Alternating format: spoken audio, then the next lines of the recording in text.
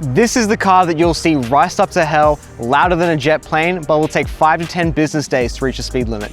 It's the car that owners will tell you it's not about how fast it is, it's about how it drives, and then proceed to drift straight into a tree. I'm Josh, and today we're talking about the GT86/Subaru BRZ/Scion FRS.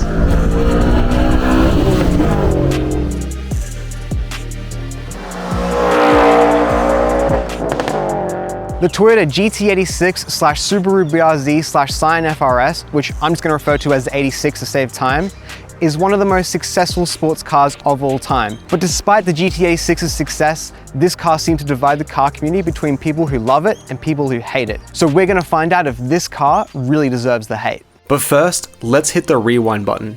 All the way back to 1983, the year Toyota debuted the AE86. Today, the AE86 is an icon of car culture, a car that every kid wanted to own after watching Initial D. But back in 1983, this car was simply a cheap and reliable rear-wheel drive car from Toyota. It had just over 100 horsepower, was pretty simple inside and out, and by no means had the icon status it has today. But there was something special about this lightweight, rev-happy rear-wheel drive car. And after becoming the drift car thanks to a drifter named Keiichi Tsuchiya and an anime called Initial D, it became a cult classic. Unfortunately, that came to an end in 1987 when Toyota ceased making rear-wheel drive Corollas in favor of front-wheel drive models, and an era of affordable, fun, rear-wheel drive cars came to an end. Now picture this, the year is 2012, Carly Rae Jepsen is asking us to call her, the Avengers are assembling for the first time, and the automotive world is about to welcome a new car that promises to bring back the joy of affordable rear-wheel drive sports cars. This new car was a collaboration between Toyota and Subaru, two giants responsible for many JDM favorites. These two brought to life the GT86, a rear-wheel drive, two-door, lightweight sports car. It was a homage to the AE86, a car for those who yearned for the fun of rear-wheel drive, but wanted something affordable and reliable. It featured a naturally aspirated 2-litre boxer engine designed by Subaru that put out 200 horses, and of course came with that sweet boxer rumble. And in a time when automatic transmissions and dual-clutch DSGs ruled the market, this car came in a manual. But not everybody was a fan of the 86. The biggest complaints were about the lack of power. Compared to hot hatches like the Golf GTI that featured high-powered turbo engines, this naturally aspirated 2-litre engine felt a bit boring. And of course, we can't talk about the 86 without mentioning that infamous torque dip. At around 3,000 to 4,000 RPM, this engine struggles to make power and experiences a loss of torque, which evens back out at around 4,500 RPM. While this can mostly be avoided by picking the right gear, if you're trying to accelerate at 60 kilometers per hour or 37 miles per hour for international viewers, you're going to be in an awkward spot where you're going too fast for first gear, but slightly too slow for second gear, and you're going to end up in the middle of that torque dip.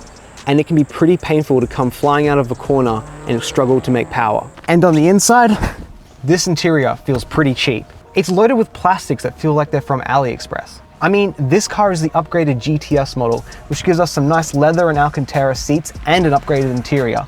But even still, these plastics look and feel bad. This head unit is awful to use. Plus, basic quality of life features like steering wheel controls weren't available until the 2017 model. And the back seats are here almost purely for decoration. Although maybe the quality of this interior doesn't really matter since you can just replace it with aftermarket parts. And that brings us to one of the biggest reasons the GT86 gets hate, the aftermarket obsession. Some people say owners dump way too much money into the car, trying to make it something it's not. I mean, you can spend a small house deposit on the engine bay just to get overtaken by a V6 Camry. And because of how affordable and accessible the car is, you're bound to see 10 of them at every car meet you go to, which makes the car feel less special. So why is it, despite all the hate this car gets, do I think this car is truly great? Well, let me show you.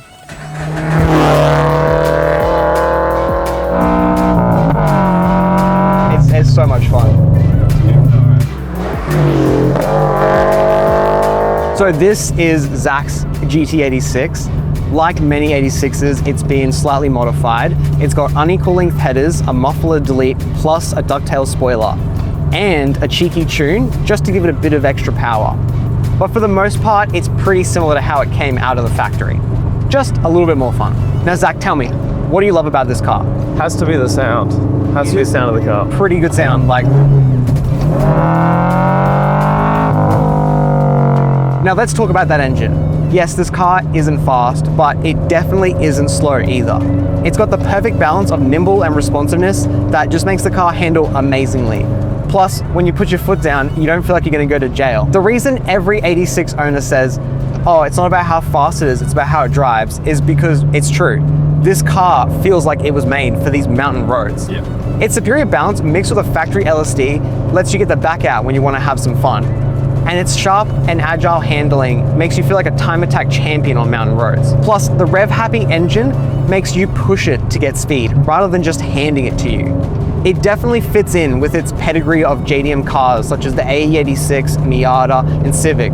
Cars that, weren't pushing 0 to 60 times, but had awesome handling and were just fun. Which, just for a moment, I want to talk about. We all love these cars, but you know what? Sometimes they kind of suck to daily drive. Most of them don't have aircon, plus they're old and rattly. The 86 gives you a similar experience to driving one of these JDM classics, but with some of the modern features that make it actually nice to daily drive. Plus, it has airbags and modern safety features, so you probably won't die in a car crash. Although, if you're like most 86 owners, you'll take that airbag off because you're going for that track build. Okay, let's get back on track.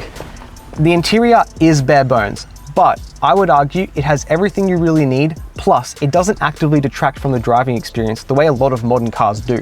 First of all, I need to give it praise for having a physical volume button and actual aircon controls. None of that touch capacitive bullshit hiding the aircon controls behind touchscreen menus. And while this head unit isn't flashy, it does the job. It has Bluetooth and it plays your music. One thing I really love about this interior is the dash gauges. They put the RPM gauge front and center, literally. This decision to highlight the most important thing you need to see as a driver is part of the philosophy of this car, making it for the drivers. Plus, putting the speedo to the side distracts you from how slow you really are going. The shifter is pretty short and doesn't have much play. The seats aren't quite bucket seats, but they definitely hold you in when going around those tight corners, and they won't be uncomfortable on those long drives. And fun fact, while the back seats are there almost purely for decoration, they allow the car to be listed as a 2+2 seater, which to insurance companies is much more safer than just a regular 2-seater. So they allow you to get cheaper insurance. There's also a cheeky 12-volt socket in the glove box because Toyota knew what you were going to be doing in this car. The interior might not be flashy, but it is functional. And with the car being sold at a cheaper price than many other sports cars, of course some cutbacks were going to have to be made. But I think the things that are important are done well. Now, this seems to be a slightly controversial opinion, but I really like the way the car looks. It almost has like a factory wide body with the rear arches sticking out quite a bit. It's got an aggressive look, but I don't think it tries too hard, but it's fun and it's aged pretty well. Toyota definitely learned their lesson after the Mark 7 Celica, which had a very aggressive look, but with its stock wheels and fitment, it was a little bit awkward. The 86 really shines with a nice set of wheels and suspension, but it looks pretty good with the ones that rolled out of the factory with too. Also, this took me too long to realize this, but this little logo here is of the flat pistons that's unique to the Boxer engine, which is pretty cool. And of course, the aftermarket scene for this car is incredible. Because of just how versatile of a platform the 86 is, this car has so many things you can do to it to make it your own. It's got something for the drifters, motorsports drivers, stance lovers, the hoons, and even rally drivers. There's tons of crazy unique builds out there that push the boundaries of what this car can be. And I really love that. Seeing people take something and make it their own is awesome, even if sometimes it might not be something I would do. After having taken this car for a drive, I can tell you it definitely lives up to the hype. It might not be the flashiest, and it definitely isn't the fastest, but damn is it fun. But I wanna know what you guys think. Let me know in the comments whether you think this car deserves the hate, or if it's unfairly judged.